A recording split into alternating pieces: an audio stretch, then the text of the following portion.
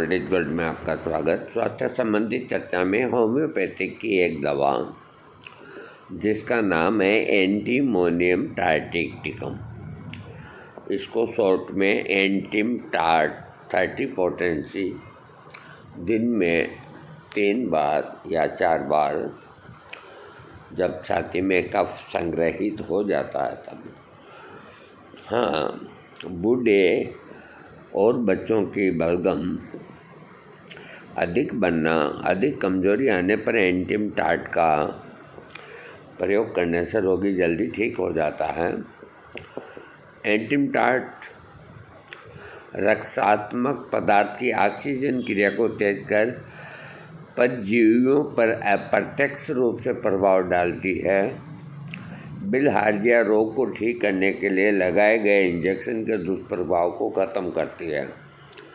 पेशियों में ठंड, सिकुड़न, दर्द होने पर रोगी के रोग को ठीक करने के लिए एंटीम टार्ट का प्रयोग करना चाहिए। बच्चे और बूढ़ों के समान रूप से देना चाहिए। इस औषधि के सेवन से बच्चे, वृद्धों के रोग ठीक होते हैं तथा उन्हें बहुत जल्दी आराम मिलता है।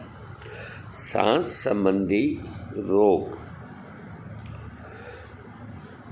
संबंधी रोगों को ठीक करने के लिए एंटीम टार्ट औषधि का प्रयोग करना चाहिए, जिसके फलस्वरूप सांस संबंधी रोग जल्दी ही ठीक होते हैं।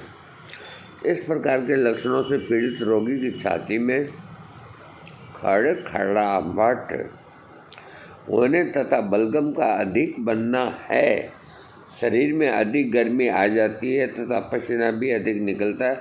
प्रत्येक रोग की अवस्था में यदि रोगी को ऐसे लक्षण हैं तो इसका प्रयोग करना चाहिए। यदि रोगी गठिया रोग से पीड़ित है, पाचन तंत्र में कोई रोग हो गया है, हैजा हो गया है, ठंडक महसूस होती है, तो ऐसे लक्षणों में भी एंटीम टार्ट ठीक करती है। रोगी जब पेशाब करता है तो पेशाब बूंद बूंद करके निकलता हो, पेशाब के साथ खून की मात्रा निकलती हो, कुछ अन्न जैसा निकलता हो, मूत्र मार्ग में स्राव होने लगता है, रोगी को मलांत्र में जलन होने लगती है, रोगी मल त्याग करता है तो उसके मल से रक्त की मात्रा निकलती है, कभी कभी कफ जैसा पदार्थ मल से निकलता है। इस प्रकार के लक्षणों में एंटीम टार्ट का प्रयोग करना चाहिए। पूरे शरीर में कंपन होने लगता है, इसके साथ ही उसमें उदासीपन महसूस होती है, बेहोशी की समस्या हो जाती है, कमर में दर्द होने लगता है, ठंड महसूस होती है, शरीर के कई अंगों में सिकुड़न होने लगती है, पेशियों में दर्द होने लगता है, रोगी के शिश्न मुंड पर मत्स्य हो जाते हैं। इस प्रकार के लक्षणों से पीड़ित रोगी को एंटीम टार्ट देना चाहिए। जब बच्चे को किसी प्रकार का रोग हो जाता है, वह किसी का स्पर्श पसंद नहीं करता, बोलना और तरफ ताकने से वो नाराज़ हो जाता है, सदैव रोता रहता है, नब्ज की परीक्षा नहीं करने देता, बड़ा ही बदमिजाज, चिड़चिड़ा हो जाता है। इस प्रकार के लक्षण कोई बच्चे में हो तो एंटीम टार्ट देना चाहिए। फेफड़ों के ऊपर वाले स्थान पर उंगली लगाकर चेक करने पर जब भारी आवाज़ होती है, सांस लेने में आवाज़ की कमी होती है, सांस छोटी होती है और रोगी कमज़ोर हो जाता है, नींद आती है और चेहरा नीला पड़ जाता है, इस प्रकार के लक्षणों से पीड़ित रोगी को एंटीम टार्ट का उपयोग करना चाहिए। कुछ अवस्था में सल्फर औषधि का प्रयोग किया जा सकता है और जब सल्फर के प्रयोग से रोगी के सुधार नहीं हो तो एंटीम टार्ट देना चाहिए। इस अवस्था में रोगी को ठीक करने के लिए 200 पोटेंसी देनी चाहिए। एंटीम टार्ट औषधि इसके अलावा रोगी को चक्कर आने लगते हैं, इसके साथ ही रोगी को उदासीपन भी हो जाता है, अधिक निराशा होने लगती है, अकेलेपन से डर लगने लगता है, पीड़ित रोगी कुछ न कुछ बड़बड़ाने लगता है, तब बिना किसी कारण के रोने लगता है, रोगी को चक्कर आने के साथ ही किसी चीज़ से चिढ़ होने लगती है, उसे उस चीज़ की भ्रम पैदा हो जाता है, उसे ऐसा महसूस होता है जैसे माथे पर कोई पट्टी बंधी हुई है, चेहरा पीला हो जाता है, अंदर की ओर घस जाता है। ऐसे बच्चे जैसे ही छूते हैं वैसे ही वह रोने लगता है, उसके सिर में दर्द होने लगता है।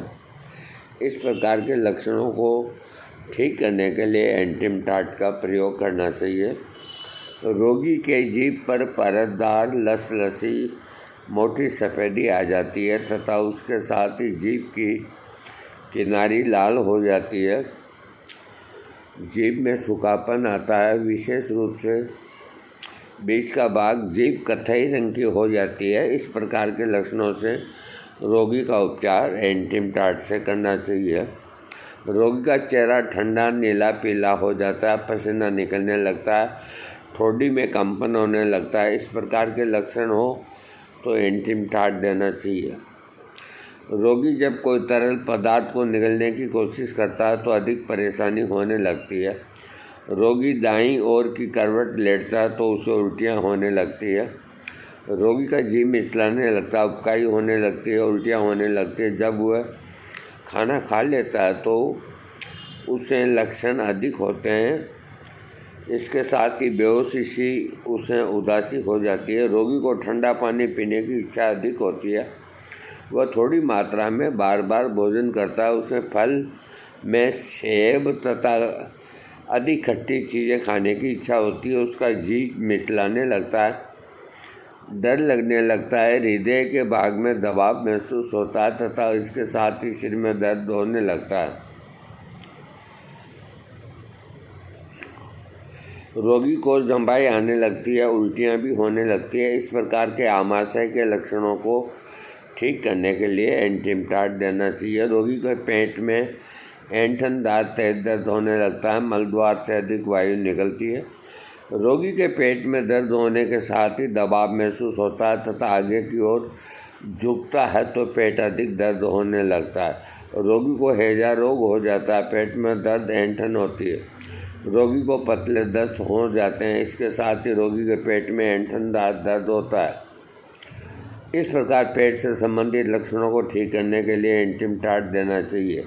जब रोगी पेशाब करता है तो उस समय उसके मूत्र मार्ग में जलन होती है। पेशाब की आखिरी बूंद गिरती है तो उसमें खून की कुछ भी मात्रा निकलने लगती है तथा इसके साथ ही रोगी का मूत्राशय में दर्द होने लगता है। रोगी को पेशाब करने की बार बार इच्छा होती है, लेकिन जब पेशाब करता है तो उसके मूत्राशय मूत्र मार्ग में कप के समान कुछ लसलसा पदार्थ निकलता है। रोगी के अंडकोश में कोई रोग उत्पन्न हो जाए तथा उसके साथ ही रोगी को ऐसा लगे कि अंडकोश के पास सिकुड़न हो गई है और वो पेशाब करता है तो उसके मूत्र मार्ग और मूत्राशय में जलन महसूस होती है। इस प्रकार के मूत्र से संबंधित लक्षणों को ठीक करने के लिए एंटिमटाट देना चाहिए। श्वास संबंधी लक्षण। जब रोगी सांस लेता है तो उसे परेशानी होती है और सांस लेने वाली नली में खड़खड़ाहट होने लगती है, लेकिन बहुत कम बलगम निकलता है। छाती में बलगम जम जाता है, ऐसा महसूस होता है कि इसके साथ ही छाती में जलन महसूस होती है और ये जलन गले तक होती है। रोगी तेज उखड़ा उखड़ा सांस लेता है, सांस लेने में अधिक परेशानी होती है। ऐसा महसूस होता है कि दम घुट जाएगा और रोगी उठकर बैठ जाता है। श्वास की नलियों में कफ जमा रहता है। खाने से खांसी होने लगती है। इसके साथ ही उसके छाती में दर्द होता है। रोगी के फेफड़ों में सूजन आ जाती है।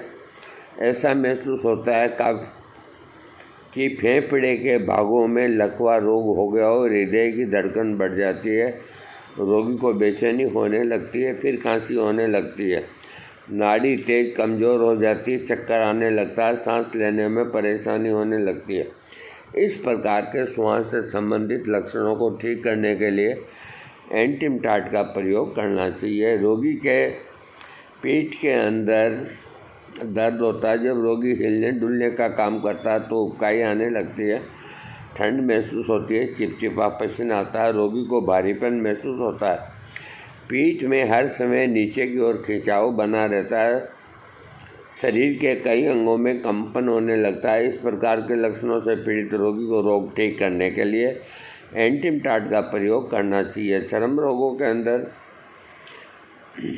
पीपयुक्त दाने हो जाते हैं। जब वो ठीक होते हैं तो उसके स्थान पर निशान बन जाते हैं। चेचक तथा मच्छर के दाग आदि को ठीक करने के लिए एंटीमटाट का प्रयोग करना चाहिए। बुखार के अंदर रोगी को ठंड लगकर बुखार होना, कंपकंपी होने लगना, बहुत अधिक गर्मी महसूस होना, शरीर में पसीना निकलना, पसीना ठंडा चिपचिपा होना, कभी कभी रोगी बेहोशी सी होने लगना, आलस्यपन आ जाता है। नींद के लक्षणों में अधिक नींद आती है। नींद आते ही स्पीकिंग जैसे झटके आने लगते हैं। लगभग सभी रोगी व्यक्तियों को सोने की इच्छा होती है। इस प्रकार के लक्षणों से पीड़ित रोगी को एंटीमटाट देना चाहिए।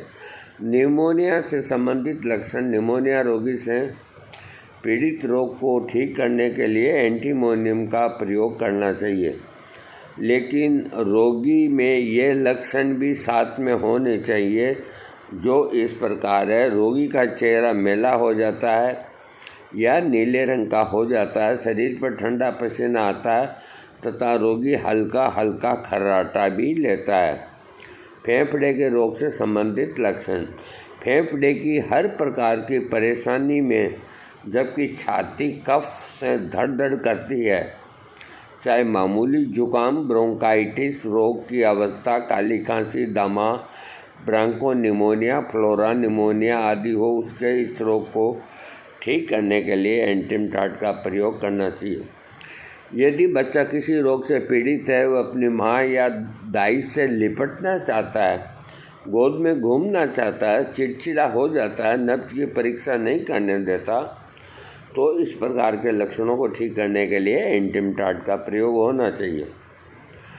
श्वास के रोगों में दम घुटने लगता है, सांस लेने में बहुत अधिक परेशानी होती है, खांसी हो जाती है, लेटे रहने से खांसी की वृद्धि होती है, उठकर बैठने से रोगी को शांति मिलती है। इस प्रकार के लक्षणों को दूर करने के लिए एंटीमटाट का प्रयोग करना चाहिए। बच्चे की दम घुटने की बीमारी से संबंधित लक्षण। छोटे बच्चे की दम घुटने की बीमारी में जब छाती अत्यधिक दर्द करती है, चेहरा नीला पड़ जाता है, तो उसके इस रोग को ठीक करने के लिए एंटीमटाट का प्रयोग करना चाहिए। बच्चे की पसली चलने में एंटीमटाट का प्रयोग करना चाहिए। उल्टी आने पर एंटीमटाट औषधि लाभदायक है, जिसके फलस्वरूप रोग ठीक हो जाता है, लेकिन इसके साथ ही रोगी को यह लक्षण भी होना चाहिए जो इस प्रकार है। उल्टी के साथ जी का मिचलाना, उल्टी तेज होना, कभी कभी रोगी को उल्टी की करने से बेहोशी से आना, उल्टी करने के बाद रोगी को अधिक थकावट महसूस होना, लेकिन उल्टी करने के कुछ देर बाद रोगी को कुछ आराम महसूस होना। चेचक के कारण फुंसियों के दाने निशान ठीक करने के लिए इसका प्रयोग कर सकते हैं। इसके रोगी का रोग शाम को समय, रात को समय, लेटते समय, अधिक गर्मी लगने से, नमीदार ठंडे मौसम में खट्टी चीज़ें खाने से और दूध पीने से रोगों में वृद्धि होती है, आराम मिलता है। सीधा तनकर बैठने, डकार लेने, बलगम आने से रोग के लक्षण नष्ट हो जाते हैं।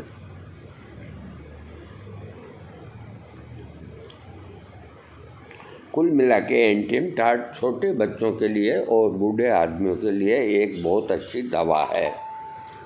छाती के अंदर कफ जम जाता है और धड़ धड़ करती है छाती, तो एंटीमटाट देना चाहिए। अगर कफ की आवाज़ बिल्कुल ही नहीं आती छाती के अंदर और खांसी एकदम सूखी है, कफ का एक नाम मात्र नहीं आता है, तो एंटीमटाट नहीं देना चाहिए। उस वक़्त ब्राइनिया या जस्टिसिया का प्रयोग करना चाहिए। एंटीमटाट जब ऐसा महसूस होगी छाती के अंदर बलगम है, ऐसे आवाज़ आती है, निकालने में परेशानी आती है, तो एंटीमटाट 30 पोटेंसी बालक हो या बूढ़ा, वृद्ध हो या जवान, 1-2 खुराक लेने से कफ सरलता से बाहर आ जाता है, खांसी में आराम मिल जाता है। ये एक बहुत अच्छी मेडिसिन है, लेकिन इसका प्रयोग बहुत सावधानी के साथ लक्षण मिला करके करना चाहिए जब छोटे बच्चे को सुला देते हैं और उसकी छाती के पास यूँ जाते हैं तो खड़ खड़ की आवाज़ आती है, तो ऐसे बच्चों को सरसों के तेल के अंदर थोड़ा सेंधा नमक मिला के यहाँ लगा के मीठे पान के पत्ते धागे से बांध देना चाहिए। 1-2 खुराक एंटीमटाट ओनली 30 पोटेंसी की देनी चाहिए। उससे उसका बच्चे का बलगम उसके मल मार्ग से बाहर आ जाएगा और बच्चा बिल्कुल ठीक हो जाएगा। बूढ़ा आदमी है तो उसका कफ है वो उलझेगा नहीं, सरलता से बाहर आ जाएगा। दोस्तों, आज मैंने एक बहुत अच्छी दवा जो बच्चों की है, बूढ़ों की है, लेकिन इसके अंदर धड़धड़ाहट, अंदर कफ बोलना, ये लक्षण को ध्यान में रखते हुए चाहे दमा हो, चाहे खांसी हो, चाहे एलर्जी हो, तभी इसका प्रयोग करें, अन्यथा अपने चिकित्सक की राय से ही प्रयोग करें। थैंक्स।